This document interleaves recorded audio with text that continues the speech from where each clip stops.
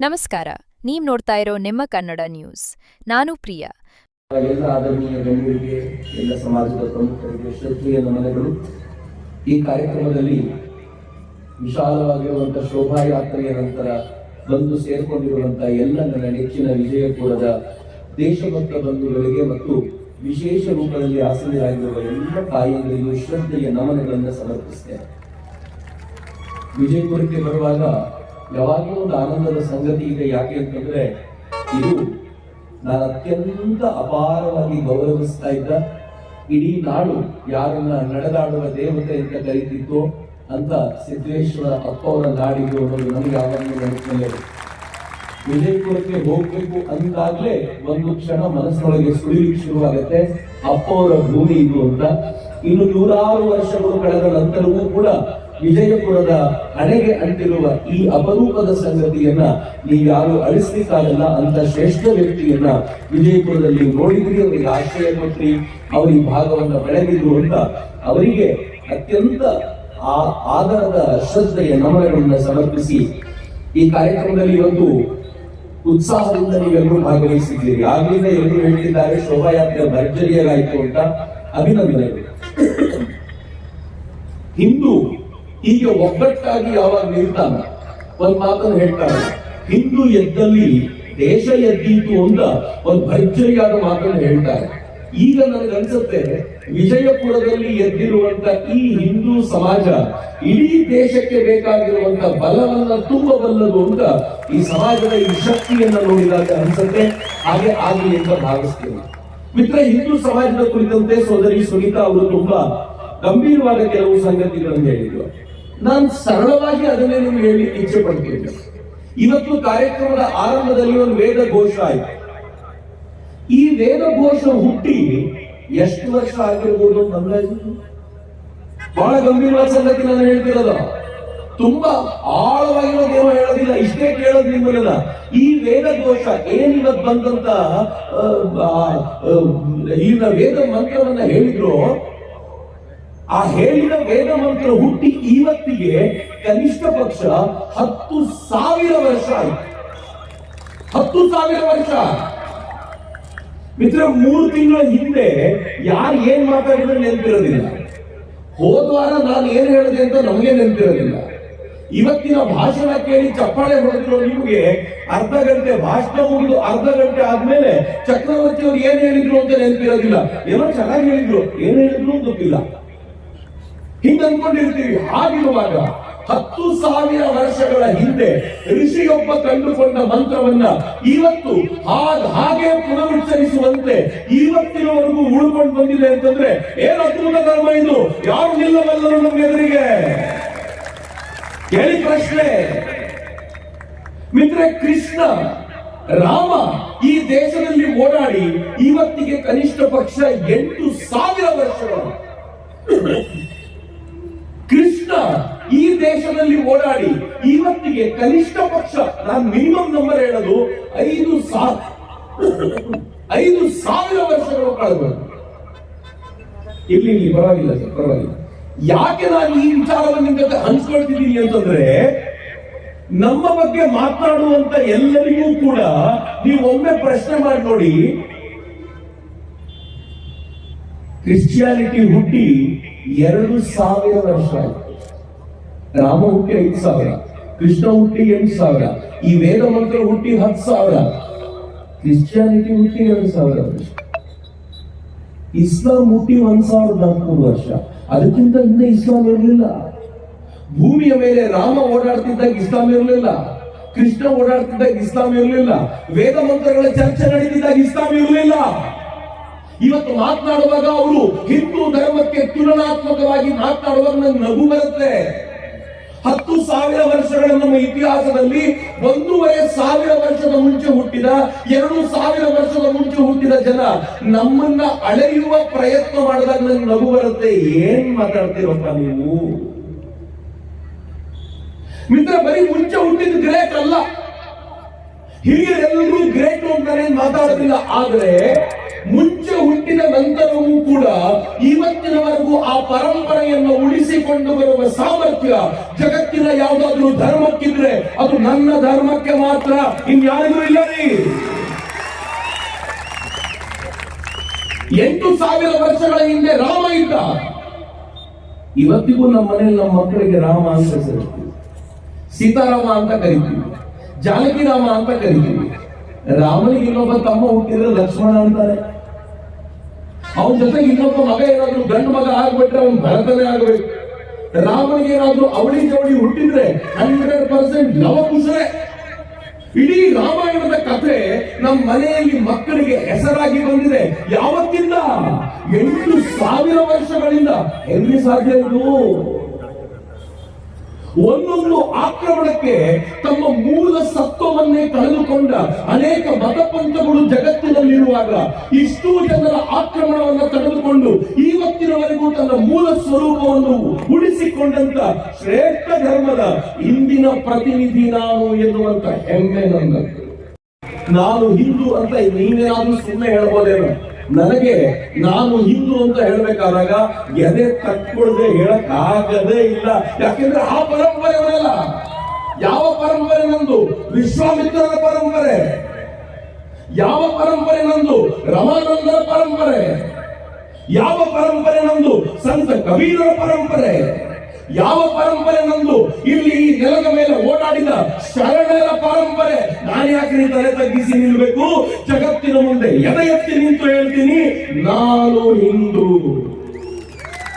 ಇದೇ ಅಧಿಕಾರವಾಣಿಯಿಂದ 30 ವರ್ಷದ ಒಬ್ಬ ತರುಣ ಅಮೆರಿಕದ ವೇದಿಕೆಯ ಮೇಲೆ ದೊಡ್ಡ ಪ್ರಮಾಣದ ಭಾಷಣಕಾರರು ಎದುರುಗಡೆ 7,000 ಜನ ನಿಂತಿದ್ರು.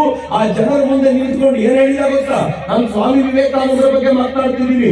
30ನೇ ವರ್ಷಕ್ಕೆ ಅಮೆರಿಕದ ವೇದಿಕೆ ಮೇಲೆ ನಿಂತ್ಕೊಂಡು ಏನ್ ಹೇಳಿದ್ರು ಗೊತ್ತಾ? ನಿಮ್ಮ ನಾಡಿನಿಂದ ನಿಮ್ಮದೇ ಜನರನ್ನ ನೀವು ಓಡಿಸಿದ್ರಲ್ಲ, ಜಗತ್ತಿನಲ್ಲಿ ಯಾರು ಆಶ್ರಯ ಕೊಡಲಿಲ್ಲ ಅವರಿಗೆ, ಅಂತವರಿಗೂ ಆಶ್ರಯ ಕೊಟ್ಟಂತ ಜಗತ್ತಿನ ಶ್ರೇಷ್ಠ ನಾಡಿನಿಂದ ಶ್ರೇಷ್ಠ ಧರ್ಮದಿಂದ ನಾನು ಬಂದಿದ್ದೀನಿ ಅಂತ ವಿವೇಕಾನಂದರು ಹೇಳಿದ್ರಲ್ಲ, ಇದೇ ಅಭಿಮಾನ ಅವರಿಗೆ. ಹಿಂದೂ ಸುಮ್ಮನೆ ಅಲ್ಲ ರೀ. ನನ್ ತುಂಬಾ ಜನ ಕೇಳ್ತಾರೆ, ಒಕ್ಕಲಿಗ ಅಂದ್ರೆ ಯಾರು ಅಂತ ಗೊತ್ತು, ಲಿಂಗಾಯತ ಅಂದ್ರೆ ಯಾರು ಅಂತ ಗೊತ್ತು. ಈಗ ಇವರೆಲ್ಲ ಸೇರ್ಕೊಂಡು ಹುಳಿ ಹಿಂಡಿದ ಮೇಲೆ ವೀರಶೈವ ಅಂದ್ರೆ ಪ್ರತ್ಯೇಕ ಅಂತ ಗೊತ್ತಾಗಿದೆ. ನನಗೆ ಕುರುಬ ಅಂದ್ರೆ ಯಾರು ಅಂತ ಗೊತ್ತು. ಈ ಹಿಂದೂ ಅಂದ್ರೆ ಯಾರು? ಒಂದು ಒಳ್ಳೆ ಶ್ಲೋಕ ಹೇಳ್ತಾರೆ, ಸರಿಯಾಗಿ ಕೇಳಿಸ್ಕೊಳ್ಳಿ, ಬಹಳ ಚೆನ್ನಾಗಿದೆ.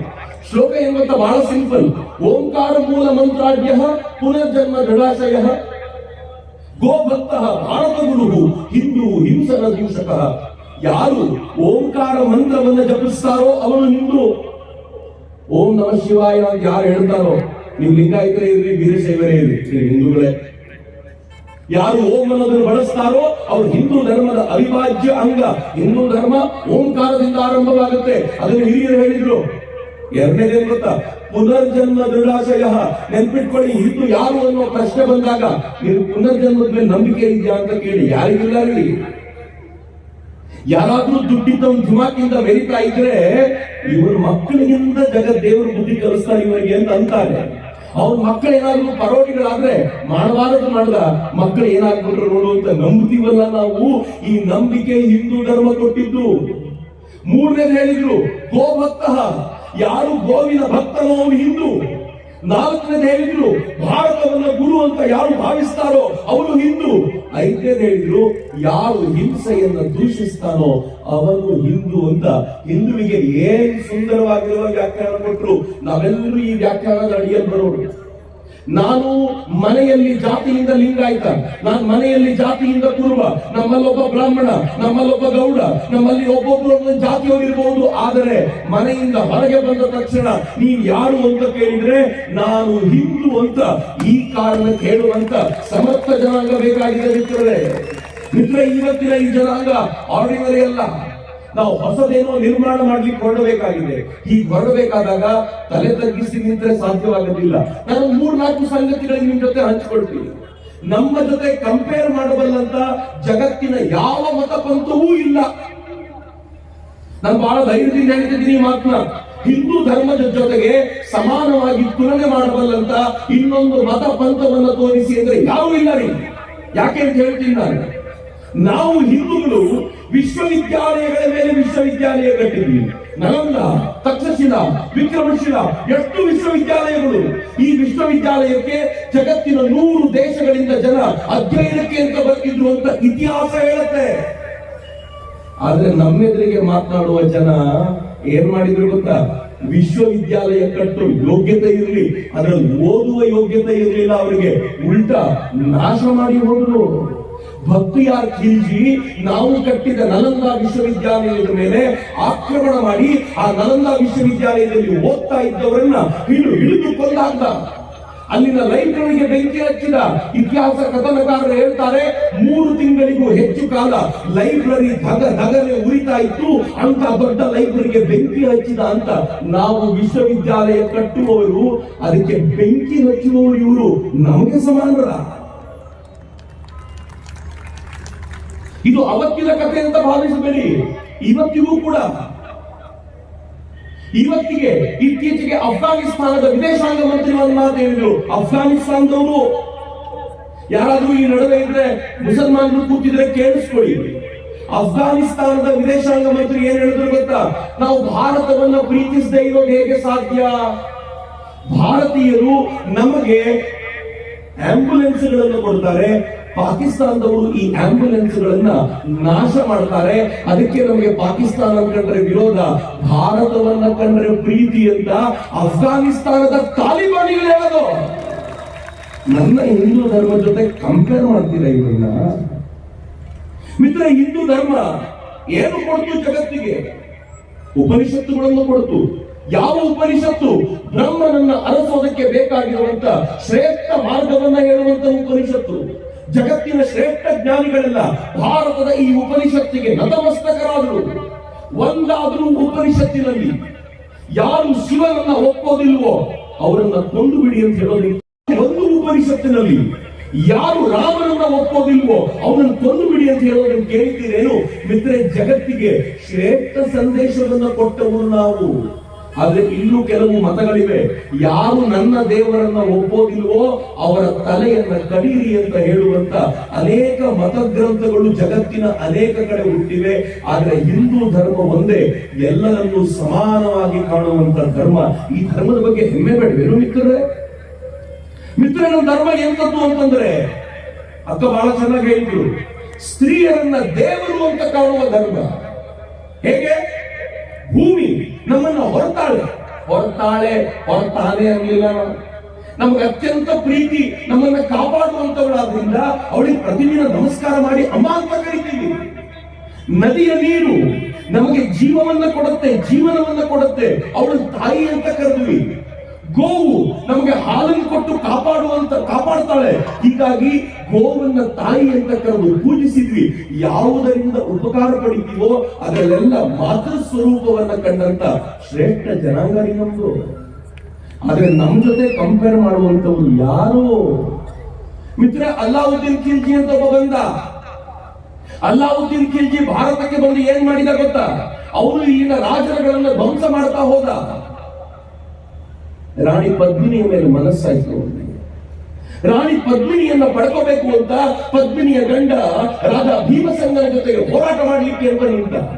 ಮೊದಲನೇ ಯುದ್ಧದಲ್ಲಿ ಅವನಿಗೆ ಸಾಕಷ್ಟು ಪೆಟ್ಟಾಯಿತು. ಹೀಗಾಗಿ ಅವನ ಸಂಧಾನಕ್ಕೆ ಅಂತ ಹೋದ. ಸಂಧಾನ ಏನ್ ಮಾಡ್ಕೊಂಡ ಗೊತ್ತಾ? ನೀನ್ ಹೆಂಡತಿ ಮುಖ ಒಂದ್ಸಲ ತೋರಿಸುವಂತ ಛೀ. ಪರಸ್ತ್ರೀ ಆಗಿರುವಂತ ರಾಣಿ ಪದ್ಮಿನಿಯ ಮುಖವನ್ನ ನೋಡಬೇಕು ಅಂತ ಅಲ್ಲಾವುದ್ದೀನ್ ಖಿಲ್ಜಿ ಕೇಳೋದು. ಹೇಗೋ ಕನ್ನಡಿಗಳಲ್ಲಿ ಅವಳ ಮುಖ ನೋಡಿದ್ರೆ ನಿದ್ದೆ ಬರಲಿಲ್ಲ ಇವರಿಗೆ. ಹೇಗಾದ್ರೂ ಮಾಡಿ ಇವಳನ್ನ ನನ್ನ ಪತ್ನಿಯನ್ನಾಗಿಸಿಕೊಳ್ಬೇಕು ಅಂತ ಪ್ರಯತ್ನ ಪಟ್ಟ. ರಾಣಿ ಪದ್ಮಿನಿಯನ್ನ ರಾಜ ಕೊಟ್ಟಿದ್ರೆ ಯುದ್ಧವೇ ಇರ್ತಿರ್ಲಿಲ್ಲ.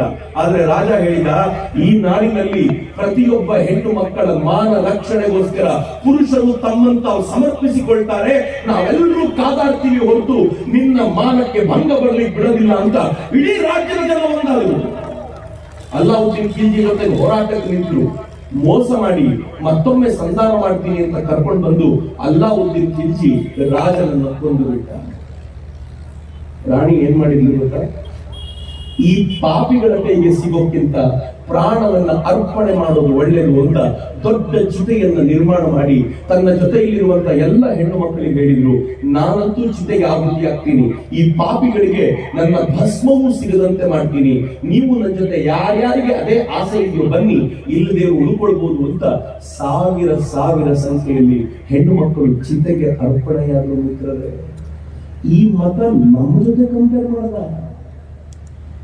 ಇವತ್ತಿನ ತಾಯಿಯಂದ್ರೆ ಕೂತಿದ್ದೀರಲ್ಲ, ಹಿಂದೂ ಆಗಿರೋದಕ್ಕೆ ಹೆಮ್ಮೆ ಪಡಿ. ಯಾಕೆ ಅಂತಂದ್ರೆ ನೀವು ಮುಖ ಯಾರು ಮುಚ್ಕೊಂಡಿಲ್ಲ ರೀ.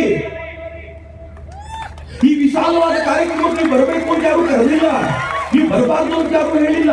ನಾವೆಲ್ಲರೂ ಜೊತೆಯಲ್ಲಿ ಸೇರ್ಕೊಂಡು ಕೂತಿದ್ದೀವಿ. ಆದ್ರೆ ಒಂದು ಕಾಲ ಇತ್ತು ಈ ದೇಶದಲ್ಲಿ, ಉತ್ತರ ಕರ್ನಾಟಕದಲ್ಲಿ ಈಗಲೂ ಕೆಲವು ಹೆಣ್ಮಕ್ಳು ಮುಖ ಮುಚ್ಕೊಳ್ತಾರೆ, ಸ್ವಲ್ಪ ಮಟ್ಟಿಗಾದ್ರು. ಯಾಕೆ ಗೊತ್ತಾ? ಎಲ್ಲೆಲ್ಲಿ ಈ ಆಕ್ರಮಣಕಾರಿ ಅಯೋಗ್ಯರು ಬಂದು ತಮ್ಮ ಆಳ್ವಿಕೆ ನಡೆಸಿದ್ರು ಅಲ್ಲೆಲ್ಲ ಅವರಿಗೆ ಮುಖ ತೋರಿಸಿದಂತೆ ಮುಚ್ಚಿಕೊಳ್ಳುವ ಸಂಪ್ರದಾಯ ಶುರುವಾಯಿತು. ಈ ದೇಶಕ್ಕೆ ಬಂದಂತ ಮೊಹಮ್ಮದ್ ಗೋರಿ, ಮೊಹಮ್ಮದ್ ಘಜನಿಯರು ಈ ದೇಶದಿಂದ ಎಷ್ಟು ಹೆಣ್ಣು ಮಕ್ಕಳನ್ನ ಅಪಹರಿಸಿಕೊಂಡು ಹೋದ್ರು ಗೊತ್ತಾ? ನಾನು ಇತಿಹಾಸದ ಪುಟಗಳನ್ನು ಓದುವಾಗ ಕಣ್ಣೀರಿಲ್ಲದೆ ಓದುವ ಪ್ರಮೇಯವೇ ಇಲ್ಲ. ಇಲ್ಲಿಂದ ಹೆಣ್ಣು ಮಕ್ಕಳನ್ನ ಸುಂದರಿಯನ್ನ ಕರ್ಕೊಂಡೋಗಿ ಅರಬ್ಬರ ಸಂತೆಗಳಲ್ಲಿ ಮಾರಾಟಕ್ಕೆ ಅಂತ ನಿಲ್ಲಿಸ್ತಿದ್ರು, ಬಾಗ್ದಾದಿನ ಸಂತೆಗಳಲ್ಲಿ ಮಾರಾಟಕ್ಕೆ ಅಂತ ನಿಲ್ಲಿಸ್ತಿದ್ರು. ಮೊದಲು ಹೆಣ್ಣು ಮಕ್ಕಳನ್ನ ಬಹಳ ದೊಡ್ಡ ಬೆಲೆ ಕೊಟ್ಟು ಕೊಂಡುಕೊಂಡ್ರು, ಆಮೇಲೆ ಸಂಖ್ಯೆ ಜಾಸ್ತಿ ಆದ ಕೊಂಡುಕೊಳ್ಳೋದು ಇಲ್ಲದೆ ಹೋದ್ರು. ಇತಿಹಾಸಕಾರ ಏನ್ ಹೇಳ್ತಾರೆ ಗೊತ್ತಾ? ನಮ್ಮ ಹೆಣ್ಣು ಮಕ್ಕಳ ಮೈ ಮೇಲಿನ ಬಟ್ಟೆಯನ್ನ ಬಿಚ್ಚಿ ಸಾಲಾಗಿ ನಿಲ್ಲಿಸ್ತಿದ್ರು. ಕೊಂಡುಕೊಳ್ಬೇಕಾದವರು ಬಂದು ಅವರ ಮರ್ಮಾಂಗಗಳನ್ನು ಮುಟ್ಟಿ ನೋಡಿ ಎರಡೆರಡು ದಿರಾಮಗಳಿಗೆ ಹೆಣ್ಣು ಮಕ್ಕಳನ್ನು ಕೊಂಡುಕೊಂಡಿದ್ದಿದೆ ಅಂತ ಕೇಳುವಾಗ ರಕ್ತ ಕುದಿಯೋದಿಲ್ಲ ಮಿತ್ರ. ನನ್ನ ದೇಶ ಸುಮ್ಮನೆ ಉಳ್ಕೊಂಡಿದ್ದಲ್ಲ ರೀ.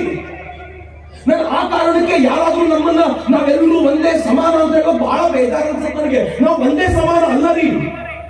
ಇವರ ಈ ಆಕ್ರಮಕ ತತ್ವಗಳನ್ನ ಎದುರಿಸಿ ಇವತ್ತಿನವರೆಗೂ ನಿಂತ ಜಗತ್ತಿನ ಶ್ರೇಷ್ಠ ಹೋರಾಟದ ಧರ್ಮ ನಮ್ದು ಅಂತ ನಾನು ಆ ಕಾರಣಕ್ಕೆ ಹೆಮ್ಮೆ ಪಡ್ತೀನಿ. ಗೊತ್ತು, ನಾನು ಮಾತಾಡಿದ್ರೆ ಪೊಲೀಸರು FIR ಮಾಡ್ಲಿಕ್ಕೆ ಕಾಯ್ತಿರ್ತಾರೆ. ನಾನು ಚಾಲೆಂಜ್ ಮಾಡ್ತೀನಿ ಅವರಿಗೆ, ಒಂದು FIR ಮಾಡಿ. ಯಾವುದರ ಮೇಲೆ? ತನ್ನ ಸ್ಟೋರಿ ಆಫ್ ಸಿವಿಲೈಸೇಷನ್ ಅಲ್ಲಿ ಲೇಖಕ ಏನ್ ಹೇಳ್ತಾನೆ ಗೊತ್ತೇನು? ತನ್ನ ಸ್ಟೋರಿ ಆಫ್ ಸಿವಿಲೈಸೇಷನ್ ಅನ್ನೋ ಪುಸ್ತಕದಲ್ಲಿ ಲೇಖಕ ಹೇಳ್ತಾನೆ, ಜಗತ್ತಿನ ಅತ್ಯಂತ ಕ್ರೌರ್ಯಮಯ ಇತಿಹಾಸ, ರಕ್ತಸಿಕ್ತ ಇತಿಹಾಸ ಅಂತ ಯಾವುದಾದ್ರೂ ಇದ್ರೆ ಅದು ಭಾರತದ ಮೇಲೆ ಮುಸಲ್ಮಾನರ ಆಕ್ರಮಣದ ಇತಿಹಾಸ. ಇಂಥ ಇತಿಹಾಸವನ್ನ ಜಗತ್ತು ಎಲ್ಲೂ ನೋಡಲಿಲ್ಲ ಅಂತ ಸ್ಟೋರಿ ಆಫ್ ಸಿವಿಲೈಸೇಷನ್ ಪುಸ್ತಕದಲ್ಲಿ ಬರೀತಾನೆ. ಮಾಡ್ತೀವಿ ಅವನ ಮೇಲೆ FIR. ಬಾಬಾ ಸಾಹೇಬ್ರ ಹೇಳಿದ್ರು, ಮೊಹಮ್ಮದ್ ಬಿನ್ ಕಾಸಿಮನ ಆಕ್ರಮಣ ಆದಾಗ ಬಾಬಾ ಸಾಹೇಬರ ಮಾತಿದು, 50,000 ಜನ ಭಕ್ತರನ್ನ ನಿರ್ದಯವಾಗಿ ಹತ್ಯೆ ಮಾಡಿದ, ರಕ್ತದಿಂದ ತುಂಬಿ ಹೋಯ್ತು ಆ ಭಾಗವೆಲ್ಲ ಅಂತ ಬಾಬಾ ಸಾಹೇಬರು ತಮ್ಮ ಥಾಟ್ಸ್ ಆನ್ ಪಾಕಿಸ್ತಾನ್ ಪುಸ್ತಕದಲ್ಲಿ ಹೇಳ್ತಾರೆ. FIR ಮಾಡ್ತೀರಿ, ಮುಚ್ಚಿಡ್ತೀರಿ. ಮಿತ್ರ, ಈ ದೇಶದ ಪರಿಸ್ಥಿತಿ ಎಂತದ್ದು ಗೊತ್ತಾ? ನನ್ನ ಜೊತೆ ಭಾರತದ ಈ ಧರ್ಮವನ್ನ, ಹಿಂದೂ ಧರ್ಮವನ್ನ ಜಗತ್ತಿನ ಇತರೆ ಮತಗಳೊಂದಿಗೆ ಕಂಪೇರ್ ಮಾಡ್ಲಿಕ್ಕೆ ಹೊರಟಾಗ ಅನೇಕರು ಹೇಳ್ತಾರೆ, ನಾನಂತೂ ಹೆಮ್ಮೆಯಿಂದ ಹೇಳ್ತೀನಿ, ಭಾರತ ಜಗತ್ತಿಗೆ ಏನ್ ಕೊಡ್ತು? ವಿಶ್ವಾಮಿತ್ರರು ಕೊಡ್ತು, ಅತ್ರಿಯರು ಕೊಡ್ತು, ಭರದ್ವಾಜರು ಕೊಡ್ತು, ರಮಾನಂದರು ಕೊಡ್ತು, ಕಬೀರರನ್ನ ಕೊಡ್ತು, ನಾವು ರಾಮಕೃಷ್ಣರನ್ನ ಕೊಟ್ವಿ, ವಿವೇಕಾನಂದರನ್ನ ಕೊಟ್ವಿ, ನಾವು ಶತಾನಂದರನ್ನ, ದಯಾನಂದರನ್ನ ಕೊಟ್ವಿ, ನಾವು ಶರಣರನ್ನ, ಬಸವಣ್ಣನವರನ್ನ, ಅಲ್ಲಮ್ಮ ಪ್ರಭುಗಳನ್ನ, ಅನೇಕ ಶರಣರನ್ನ ಕೊಟ್ವಿ. ನೀವೇನಪ್ಪ ಕೊಟ್ರಿ?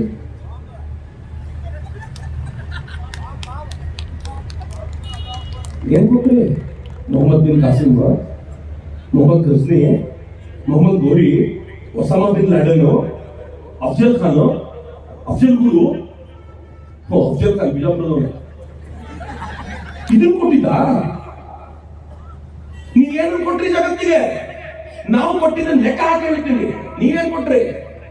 ನಾನು ಕೊಟ್ಟಿದ್ದ ಲೆಕ್ಕ ಹಾಕಿ ಹೇಳಬಲ್ಲೆ. ಜಗತ್ತಿಗೆ ಮ್ಯಾಥಮೆಟಿಕ್ಸ್ ನಾವು ಕೊಟ್ಟಿದ್ದು, ಗಣಿತ ಕೊಟ್ಟಿದ್ದು ನಾವು. ನೀವೇನ್ರಿ ಕೊಟ್ರಿ? ಜಗತ್ತಿಗೆ ವಿಜ್ಞಾನ ಕೊಟ್ಟಿದ್ದು ನಾವು. ನೀವೇನ್ರಿ ಕೊಟ್ರಿ? ನಾನು ಪ್ರಶ್ನೆ ಕೇಳ್ತಿರಲ್ಲ, ಉತ್ತರ ಕೊಡ್ಬೇಕಲ್ಲ ಯಾರು? ನನ್ನ ಧರ್ಮದ ಸಮಾನಕ್ಕೆ ನಿಲ್ಲಬಲ್ಲವರು ಯಾರಿದ್ದಾರೆ? ಅಹಂಕಾರದ ಮಾತಲ್ಲ. ನನಗೆ ಸ್ವಾಭಿಮಾನದ ಪ್ರಶ್ನೆ ಇದು. ನಾನು ಹಿಂದೂ ಅಂತ ಹೇಳ್ಕೊಳ್ಳುವಾಗ ಯಾರನ್ನು ಮರ್ಜಿಗೆ ಬಿದ್ದು ಹೇಳ್ತಿಲ್ಲ. ನಾನು ಹೇಳ್ಕೊಳ್ಳುವಾಗ ನನಗೆ ಹಿಂದೆ ಯಾರು ಇರಬೇಕು ಅಂತ ಹೇಳ್ತಿಲ್ಲ. ನನಗೆ ಹಿಂದೆ ನನ್ನ ಹಿಂದಿನ ಪೀಳಿಗೆಗಳು ಎಂಥವಿವೆ ಅಂತಂದ್ರೆ ಆ ಪೀಳಿಗೆಗಳ ಹಿಂದಿನ ದನಿಯಾಗಿ ನಾನು ನಿಂತಿರೋದೆ ನನಗೆ ಹೆಮ್ಮೆ. ನಾನು ದೇವರಿಗೆ ಪ್ರತಿನಿತ್ಯ ನಮಸ್ಕಾರ ಮಾಡೋದು ಯಾಕೆ ಗೊತ್ತಾ? ನೀನ್ ನನಗೆ ಮಾತು ಕೊಟ್ಟೆ, ನೀನ್ ನನಗೆ ಬರವಣಿಗೆ ಕೊಟ್ಟೆ ಅಂತಲ್ಲ. ಒಂದೇ ಹೇಳೋದು, ನೀನ್ ಸ್ವಲ್ಪ ನಿದ್ದೆ ಕಣ್ಣಲ್ಲಿ ನನ್ನನ್ನ ಭಾರತದಲ್ಲಿ ಹಾಕೋ ಬದಲು ಪಕ್ಕದ ಪಾಕಿಸ್ತಾನದಲ್ಲಿ ಧುಂಕಿಸಿಬಿಟ್ಟಿದ್ರೆ ನನ್ನ ಕಥೆ ಏನಾಗ್ಬಿಟ್ಟಿರ್ತಿತ್ತಪ್ಪ. ನೀನ್ ಸ್ವಲ್ಪ ನಿದ್ದೆ ಕಣ್ಣು ಜಾಸ್ತಿ ಆಗಿ ಅಫ್ಘಾನಿಸ್ತಾನದಲ್ಲಿ ಬಿದ್ದಿದ್ರೆ ನನ್ನ ಕಥೆ ಏನಾಗಿರ್ತಿತ್ತು, ಸಿರಿಯಾದಲ್ಲಿ ಬಿದ್ದರೆ ನನ್ನ ಕಥೆ ಏನಾಗ್ಬೇಕಾಗಿತ್ತು. ಭಗವಂತ, ನೀನ್ ಎಂತ ಪವಿತ್ರ ಭೂಮಿಯನ್ನು ನನ್ನ ಹುಟ್ಟಿಸಿದ್ದೀಯಾ ಅಂತಂದ್ರೆ ನಾನು ಇನ್ನು 1000 ಜನ್ಮ ಎತ್ತಿದ್ರು ಕೂಡ ಇದರ ಋಣವನ್ನು ತೀರಿಸಲಿಕ್ಕೆ ಆಗಲಿಲ್ಲ ಅಂತ ಹೆಮ್ಮೆ ಪಡ್ಕೊಂಡು ನಿಲ್ಲೋದು. ಮಿತ್ರ, ನಮ್ ಸಂತೋಷದ ಸಂಗತಿ ಏನ್ ಗೊತ್ತಾ? ನಮ್ಮನ್ನು ಹಾಡ್ಕೊಳ್ತಾರೆ ಜಗತ್ತಿನ ಜನ. 33 ಕೋಟಿ ದೇವತೆಗಳು ನಿಮ್ದು, ಕರೆಕ್ಟ್ ರೀ? ನಮ್ಮ ಮನೆ ದೇವರ ಕೊಡೋದ್ರೆ 28 ದೇವರಿಗಿಂತ ಕಡಿಮೆ ಯಾರ ದೇವರ ಕೊಡೋದು ಇಲ್ಲ. ಒಂದು ದೇವ್ರು ಹೂವ ಇಡ್ಲಿಲ್ಲ ಅಂತಂದ್ರೆ ಬೇಜಾರು ಮಾಡ್ಕೊಳ್ತಾರೆ, ಟೆನ್ಷನ್ ಮಾಡ್ಕೊಂಡು ಇನ್ನೊಂದು ಎಲ್ಲಿಂದ ಹೂವ ಕದ್ಕೊಂಡು ಬಂದಾದ್ರೂ ಅವ್ರ ತಲೆ ಮೇಲೆ ಅಬ್ಬಾ ಈಗ ಸಮಾಧಾನ ಅಂತ ಸಮಾಧಾನ ಪಡೋ ಜನ ನಾವು. 33 ಕೋಟಿ ದೇವತೆಗಳಿದ್ರು ನಾವ್ ಯಾವ ರಕ್ತ ಕಾರ್ಕೊಂಡು ಸಾಯಲ್ಲ. ನೋಡಿದ್ದೀರೇನು? ಯಾವ್ದೋ ಒಂದು ದೇವಸ್ಥಾನಕ್ಕೆ ಹೋಗ್ಬೇಕು, ನೀವು ಬೆಂಗಳೂರಿಗೆ ಬನ್ನಿ ತೋರಿಸ್ತೀನಿ.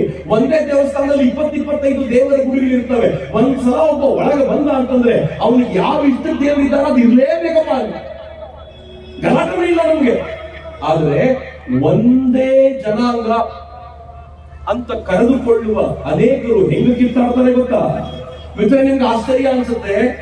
ಅಮೆರಿಕಕ್ಕೂ ರಷ್ಯಾಕ್ಕೂ ಆಗಲ್ಲ, ಇಬ್ರು ಕ್ರಿಶ್ಚಿಯನ್ರೆ. ಇರಾಕಿಗೂ ಇರಾನಿಗೂ ಆಗೋದಿಲ್ಲ, ಇಬ್ರು ಮುಸಲ್ಮಾನರು. ಇರಾನ್ ಅನ್ನ ಕಂಡ್ರೆ ಸೌದಿ ಅರೇಬಿಯಾಗ ಆಗಲ್ಲ, ಇಬ್ರು ಮುಸಲ್ಮಾನರು. ಸೌದಿ ಅರೇಬಿಯಾ ಸಿರಿಯಾ ಮೇಲೆ ದಾಳಿ ಮಾಡುತ್ತೆ, ಸಿರಿಯಾದಲ್ಲಿ ಇರೋರೆಲ್ಲ ಮುಸಲ್ಮಾನರು.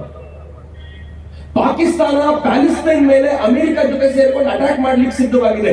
ಪ್ಯಾಲೆಸ್ತೈನ್ ಇರೋದು ಮುಸಲ್ಮಾನರು, ಪಾಕಿಸ್ತಾನದವರು ಮುಸಲ್ಮಾನರು. ಪಾಕಿಸ್ತಾನ ಕಂಡ್ರೆ ನನಗೆ ಆಗೋದಿಲ್ಲ ಅಂತ ಇತ್ತೀಚೆಗೆ ಅಫ್ಘಾನಿಸ್ತಾನ ನೇರವಾಗಿ ಹೇಳಿದೆ, ಯುದ್ಧ ಶುರು ಮಾಡಿದೆ. ಇಬ್ರು ಮುಸ್ಲಿಮರು. ಪಾಕಿಸ್ತಾನಕ್ಕೆ ನಾನು ಕೊಟ್ಟ ಸಾಲವನ್ನ ವಾಪಸ್ ತಗೊಳ್ತೀನಿ, ಯಾಕೆಂದ್ರೆ ಪಾಕಿಸ್ತಾನ ಸೌದಿ ಅರೇಬಿಯಾ ಜೊತೆಗೆ ಹೋಗಿದೆ ಅಂತ ಯುನೈಟೆಡ್ ಅರಬ್ ಎಮಿರೇಟ್ಸ್ ಹೇಳಿದೆ. ಇಬ್ರು ಮುಸ್ಲಿಮರು. ಆದ್ರೆ ನಾವು ಜಾತಿಗಳ ಹೆಸರಲ್ಲಿ ಕಿತ್ತಾಡ್ತೀವಿ ಅಂತ ಹೇಳುವಂತವ್ರು ಎಲ್ರಿಗೂ ಗೊತ್ತಿರಲಿ,